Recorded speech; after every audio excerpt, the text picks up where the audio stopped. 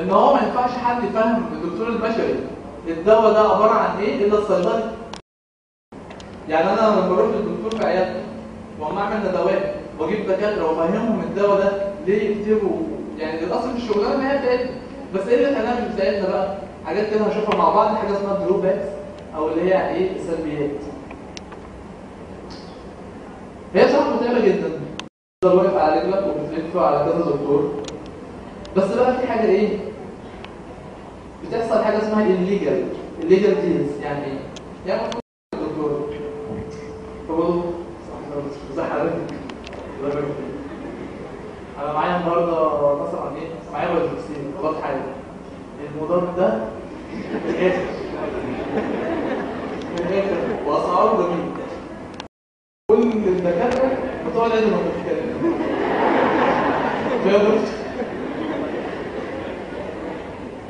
والماده الفعاله بتاعته لو العيان بتاعك بيموت بيموت اي بكتيريا ان شاء الله، حتى بكتيريا فلويد بتموت، ما عندهاش مشكله معايا. ماشي يا دكتور؟ حضرتك ممكن تكتبوا لنا ان شاء الله تكتبوا لنا يا دكتور، اكتبوا لنا ده حول الله. طب خلاص يا دكتور اكتبوا لنا. فدي المشكله فعلا ان ايه؟ ان انت بتحتاج تعمل حاجه اسمها الليجل ديل. انا المفروض النهارده انا جاي لك بفهمك الدواء ده ايه التركيبه بتاعته وبقول لك المميزات بتاعته. انا بقول لك المميزات بتاعته وبقول لك مثلا ان هو ايه اللي السايد افكتس بتاعته قليله وهكذا. الدكتور اللي بيسمعني النهارده بالمناسبه ما بيبقاش باصص للحاجات دي، بيبص لحاجه ثانيه. ويرد العياده عايز جهاز ضغط كده يعني زق معاك حاجه، فدي حاجه اسمها الليجل. انت المفروض الدكتور اللي انت رايح له يبص لايه؟ يتقي ربنا، يكتب العلاجات الصح. لا، بتلاقي ان هو الموضوع اصبح بزنس، واصبحت انت بتعمل حاجات كده انت مش مقتنع بيها وما تلاقيش مكانك. يعني اصبح المغزى ان انت راجل بتدرس الماده دي وبتشوف ايه مميزاتها وتروح تقنع بيها الدكتور. لا، انت اصبحت اهم حاجه قابلني تجدي للاسف يعني. فدي المشكله بصراحه. لكن طبعا هنتكلم عن مرتبات وكده، فمرتبات عاليه بالنسبه للوظائف الثانيه يعني. بعد كده بتترقى في الشغل، يعني بدل ما انت ميديكال ريب بتبقى سوبرفايزر بعد كده سينيور يعني. بس مشكلتها برضه يعني هي بتبدا عاليه وبعد كده بتنزل. ليه؟ لان انت بعد كده بتكبر في السن، ما بتبقاش قادر طبعا انت تلف على عيادات وتستحمل دراسه الدكاتره واللي مشغول واللي لا تدخل لي بعد 5 دقائق يبقى باصص مش عارف يكتب ايه ويقول لك اتكلم ومش عارف ايه. طبعا مش هتبقى ايه في كل الحاجات دي. فمشكلتها بعد كده ان انت يعني ايه ما بيبقاش السالري زي ما كان، وانت بتحس ان انت يعني ما عملتش حاجه كبيره قوي. اذا ربنا كرمك بقى وسافرت وكده يعني، فانت يعني المرتب اللي انت بتقبضه بره بيعينك بعد كده لما تكبر ان انت تبقى يعني ايه ساتوريتد وانت يعني ساتسفايد كده، انت راضي ومعاك اللي عايشه. الهوسبيتال فارماسي لا مش هو ده اللي في الدار، مش هو ده اللي بيروح في الصيدليات. ده بيروح في الصيدليات بس في المستشفيات. يعني ايه؟ يعني مثلا لما يكون في مستشفى زي مثلا مستشفى جد مثلا او المبرة، والمستشفى دي حبت ان هي تعمل صيدليه تكون خاصه بيها، فده اسمه هوسبيتال فارماسيست. is a pharmacist who works in hospitals. وفي فرق كبير قوي ما بينه وما بين الكلينيكال. هنعرف الكلينيكال بعدين. الكلينيكال بقى اللي هنا ايه فاتحين قسم عشان هو بصراحه قسم الكلينيكال عندنا يعني ايه؟ يعني عمليه جبر للنقص وتم معالجتها بشكل يعني انتوا هتشوفوا بعد كده ان شاء الله في الكليه ان هو يعني في وجهه نظري ان هو تم معالجتها بشكل يعمل حساسيه. يعني ايه انا صيدلي كلينيكال وانت مش كلينيكال؟ وبعدين اشمعنى 180 واحد يعني؟ طب ما انا دخلت ثانويه عامه زي الفل، انا كنت ركزت شويه في الانجليزي وكنت جبت المجموع ده شويه ولا. فبتعمل فروق غريبه بتخلي المجتمع كده مش عارف في ايه يعني بصراحه. يعني المفروض مثلا الكلينيكال ده يطبق على كله، يعني لو يطبق على كله عشان ما يبقاش فيه يعني. طب انا كان نفسي ابقى دكتور كلينيكال. كان نتكلم شويه بس ايه الكلينيكال هي احدث مهنه. لو انت مثلا دكتور طبيب بشري بتعمل عمليه في العنايه المركزه انتنسيف كير، فانت محتاج معاك حد صيدلي عشان يظبط لك الجرعات. لان انت كدكتور بشري مش هتعرف تظبط الجرعات دي بالظبط. يعني الدكتور الكلينيكال بيبتدي يشوف المريض الحاله بتاعته، بيبتدي يشوف ايه الادويه اللي ممكن ياخدها، ايه اللي مش ممكن ياخدها، ايه الحاجات اللي ممكن تعمل دراج انتر اكشن، يراجع كل تبقى عمليات خطيره شويه محتاجه فعلا دكتور صيدلي يقوم بالمهمه دي. ده بيشتغل برضه في المستشفى لكن في العنايه المركزه. ده الكلينيكال ايه فارماسي. المرتبات بتاعتها طبعا باينه جدا من المصاريف اللي انت بتدفعها ان هي مرتبات كبيره. مرتبات كبيره. ولكن يعني هي مهنه مطلوبه. لكن احنا لما جينا نظبطها عندنا هنا بقينا بقى ايه؟ نرفع. يعني مثلا يعني ليها طلب بره وهنا يعني. الفارماسيوتيكال ايديوكيشن.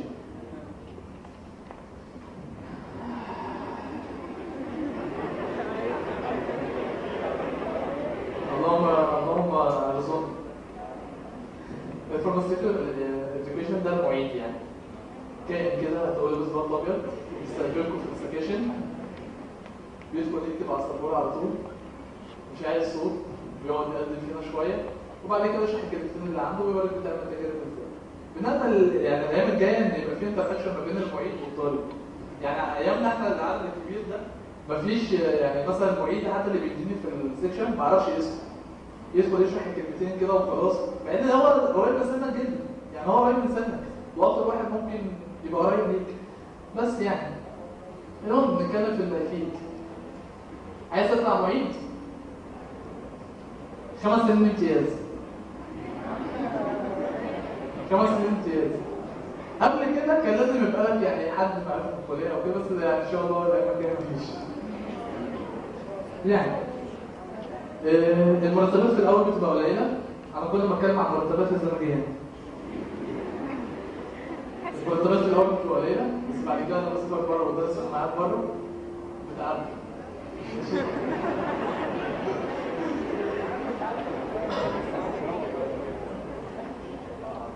ندخل على الحاجه السادسه، الفارماسيوتيكال جورناليست. يعني ايه؟ هشوفوا بقى يعني ايه. هم الثلاث مهن اللي جايين مهن مش منتشره قوي، بس يعني هي موجوده فلازم نذكرها. الفارماسيوتيكال جورناليست هو يعني بيكتب فقرات علميه عن ادويه جديده مثلا او ادويه لها اثار جانبيه وبينزلها في مجله. بيبقى الاديتور بتاعه برضه المفروض يكون ان هو صيدلي. المرتبات بتاعتها يعني برضه يعني معقوله شويه، بس هي مالهاش فرص كتير عندنا. احنا هنا بنحب الرياضه، يعني بنحب نعرف الرياضه، ما بنحبش نعرف السياسه. الكوميونتي فارماسيست. احنا اتكلمنا عن 3 حاجات، قلنا الهوسبيتال فارماسيست والكلينيكال فارماسيست والكوميونتي فارماسيست. الكوميونتي فارماسيست ده اللي هو الكائن اللي بيبقى واقف مرمي في الصيدليه بيجيب الدواء من على الرف وبيصرفه، صح كده؟ لا مش عايزينه يبقى كده ان شاء الله، الايام الجايه مش عايزينه يبقى كده. والحق بس هناك اروح بسرعه. الكلينيكال فارماسيست ما بتجيبش همها، فدور لك كام على جربات ثانيه. الصيدلي اللي بيقف في الصيدليات العامه، احنا عندنا حاجه يعني نوعين من الصيدليات، في حاجه اسمها صيدليات خاصه وصيدليات عامه.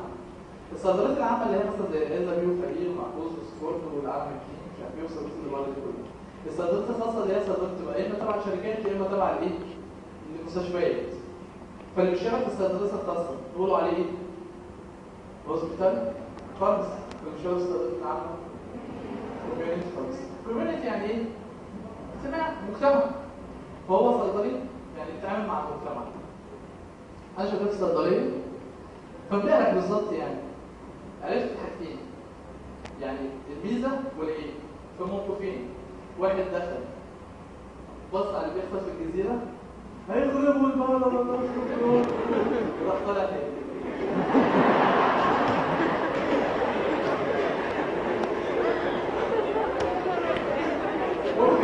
يعني هو دخل يعني دخل صعب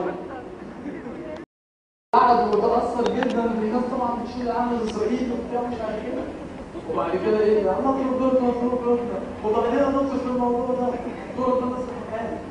يعني ايه بقى يعني وبعدين ربنا ايه ان شاء الله يعني البلد تبقى احسن ان شاء الله كده. لا ان شاء الله بسهوله يا رب لا الله نعمل حاجه.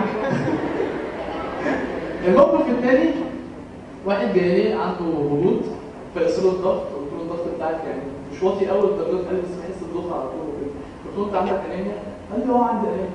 قلت له طب حضرتك عندك انيميا يعني بعد كده تعمل لك؟ قال لي والله الانيميا بتعمل الحاجات دي. قلت له اه والله الانيميا بتعمل كده. قال لي والله انا رجعت تمام ليه؟ قلت له هديك عضله كويسه كده وبرشام حديد ان شاء الله تظبط بسرعه. فممكن ندخل لاي حد تاني مش فاهم في المهنه فيعني يسقط ضغط يقول له هو الضغط بتاعك واطي ويديله حاجه بالضغط. فالفكره فعلا ان المهنه عندنا عايزه تتنظف وعايزه تتصلح.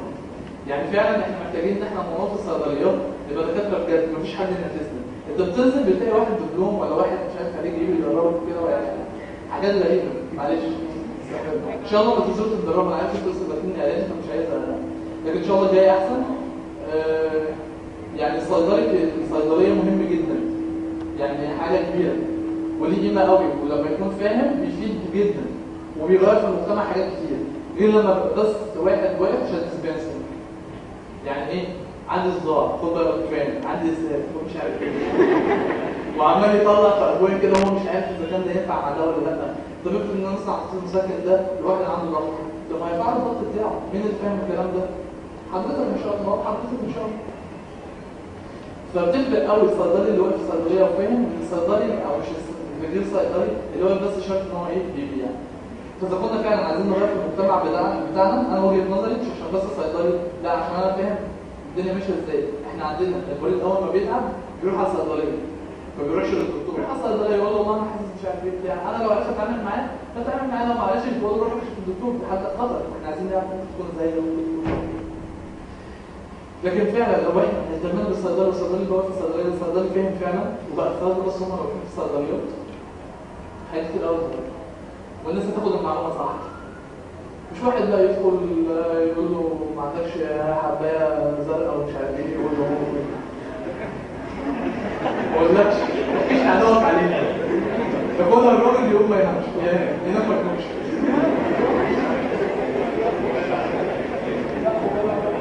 الجفرمنتال سيرفيسز دي وظائف بقى حكوميه. المهنه الثانيه شوفوا عندكم مهنه ايه؟ تجاره واداب وحقوق وتربيه وعندنا كام كليه ثانيه بص لنا في التسع مهن دول. الجفرمنتال سيرفيسز يعني ايه؟ تطلع مفتش. عارفين المفتشين اللي بيروحوا يفتشوا على الصيدليه مش مثلا لو عندك حاجه مستورد بتبيع حاجه تامين صحي مش موقف فيها صيدلي بيبيع بقى ترامادول وبتاع بتبص يعني بصراحه المفتشين لو قايمين بدورهم صح ما كانش بقى ده حل. بس هي يعني وظيفه بالنسبه لكم المرتبات بتاعتها مش كتيره مش كبيره والفلوس بتاعتها اصلا مش كتيره. انت ازاي تمنها ولا الاورجانيزيشنال مانجمنت دي بقى صيدلي ربنا يعني ايه بيلهمه كده بحاجه غريبه بيروح لاي مثلا منظمه من منظمات الصحه وبيقول لهم ان الراجل يعني مهتم جدا بالانشطه وبروح يعني انا عندي خلفيه عن الدول كده وليها علاقات فيقدر ان هو يروح يعني يعمل يعني مثلا زي منظمه الصحه العالميه ممكن انا اشتغل فيها كصيدلي هيبقى دوري عامل ازاي؟ اروح بلدان معينه اشوف المجالات الصيدليه اللي فيها عامله ايه. هل الدواء بتاع الناس بتاخد الدواء كده زي ما هي عايزه ولا في نظام بياخد بيه الدواء؟ هل اي حد بيتعب يروح ياخد اي حاجه ولا لازم يمشي مع الدكتور؟ وهكذا بنبتدي نعمل دراسات واديها للمنظمه دي في مشكله مثلا حصلت في دوله معينه تبقى انا موجود وهكذا. دي يعني بتبقى نادره شويه الفرص بتاعتها بس هي مهنه برضه ايه موجوده.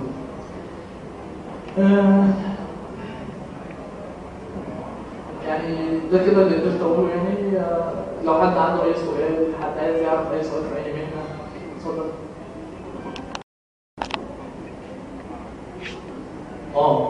دي حته مهمه جدا زميلتنا بتسال هل من صلاحيات الصيدلي ان هو يدي ادويه للمريض؟ عندنا ادويه اسمها روتوسي. هو الاصل في الدواء ان انت ما تاخدوش الا بالبريسكريبشن بس في ادويه اسمها اوتوسي او اوفر اوف ذا كاونتر يعني فوق الايه يعني ما تحسبش يعني ان هي دواء جامد قوي زي ايه مثلا؟ يعني مثلا واحد جاي عنده مرض فانا ممكن اديله مثلا برشامه اسبازم بيولوجي اديله ايه بس يعني ايه هساله شويه اسئله انا كصيدلي فاهم واعرف ان الدواء ده مش هيأثر عليه اديه. دي حاجه اسمها اوتوسي. ايه الفرق بين كنت فاهم الحاجات دي؟ كان مثلا يجي واحد عنده مثلا جلطه او عنده جلوكيز يعني الحاجات دي بتبقى محتاجه كشف واشعاعات وتحاليل. الدايجنوستس على الدكتور في الحاله دي انا بس وممكن ان انا ايه يعني اقول تاكل معايا ايه ما تاكلش معايا ايه كده. لكن في ادويه فعلا انا من حقي ان انا اصرفها. في سؤال تاني؟ مرتبات ينفع تشتغل اسيستنت؟ امال ايه؟ تشتغل معاك اسيستنت يبقى لازمته ايه؟ بص يا جماعه، هو الاسيستنت خليني اقول لكم حاجه. والله انا اشتغلت في صيدليه، مفيش صيدليه تخلو من تجاره واداب وهندسه وعلوم. لازم يعني تلاقي مجال جنبك كده مساحه. وبعدين بقى يحسسك بقمه يعني طب ازاي هو عارف الادويه دي وانا مش عارفها؟ انا صيدلي. هو والله انا صيدلي. انت مش عارف الحاجات دي. فزي ما قلت لكم، عايز تتفوق على الاسيستنت، انت الاسيستنت مش هترميه، لكن الاسيستنت ليه دور معين في الصيدليه بيقوم بيه. الدور اللي بيقوم بيه هو عمل الطلبيات. مثلا الطلبيه جايه صيدليه يعني ايه؟ يعني مثلا بوظ الشاري ادويه بيجي فيها ايه طلبيه؟ الصيدلي الاسيستنت اللي بياخدها بيرصها، بيبقى عارف اماكن الادويه وكده. اقول له هات لي كذا بيجيبوا لي، اسمه اسيستنت مساعد مش دكتور. يعني ما ينفعش انا ابقى واقف في الصيدليه والاقي البيشنت داخل بيقول له هو يا دكتور وسيبني انا واقف على جنب. فتح قوي. يعني بيدخل يا دكتور لو سمحت انا مش عارف ايه وانا واقف كده وهو بيصرف. ما هو عادي، ما هو انا مش صاحب الصيدليه، الدكتور مشغله وهو سامح له بكده وهو بيصرف. وبعد كده البيشنت هو ماشي شاكرين يا دكتور والله يبارك لك وانا حطهم في كيسه بس.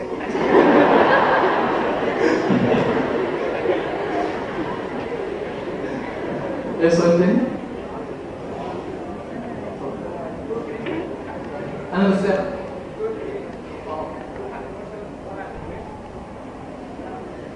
ما هو بقى هنا نقطة اختلف فيها الفقهاء. أو بيقول الدكتور الكلينيكال فارماسي ينفع يشتغل في شركة؟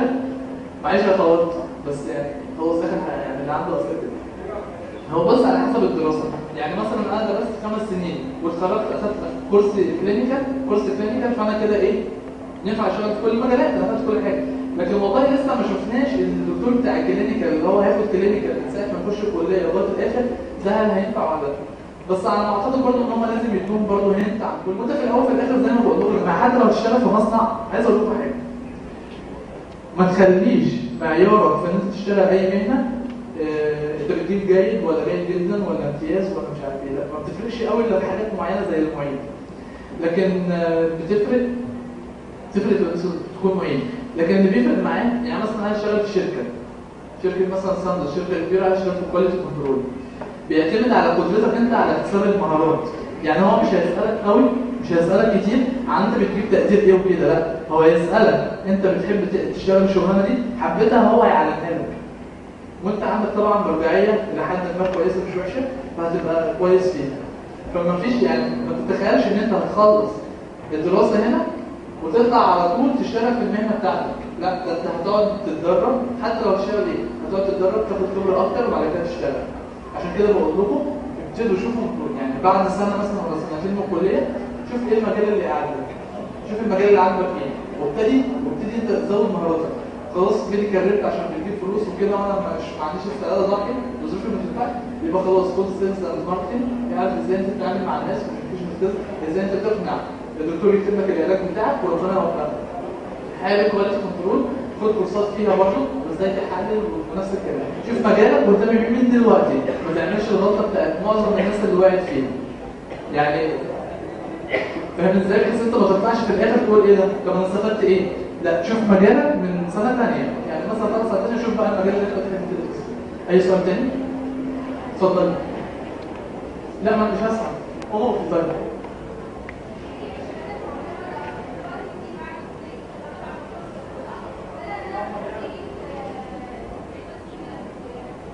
خريجة قسم؟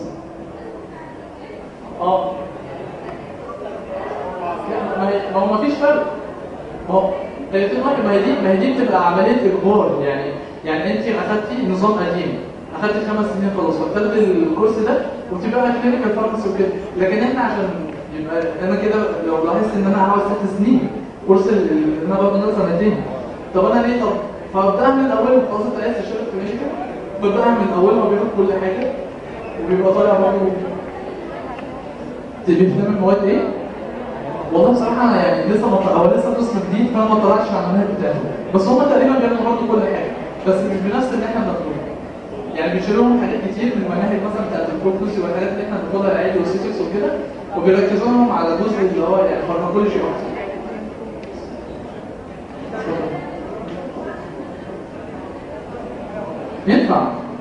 ينفع هو اللي عايز كده ماشي، اللي عايز كده ماشي، بس لو عندك وقت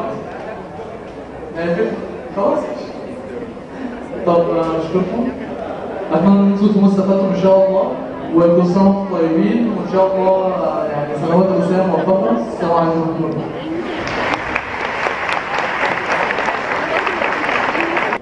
دلوقتي احنا بس علينا عصير. فاصفر بعمرك إنه لا يرجع، حاور وناقش واستمع صوت الجموع، فقط جموع الصم من لا تسمع. إني رأيت بمصر نهر محبة ما كان من دون الحوار سينبوع. عانت بلادي ظلمة الصمت الصقيل، فكل صوت كان يعلو يقمع، حتى أتاها صوت جيل يناير، فقدت تلمي وحسنها وتشمع.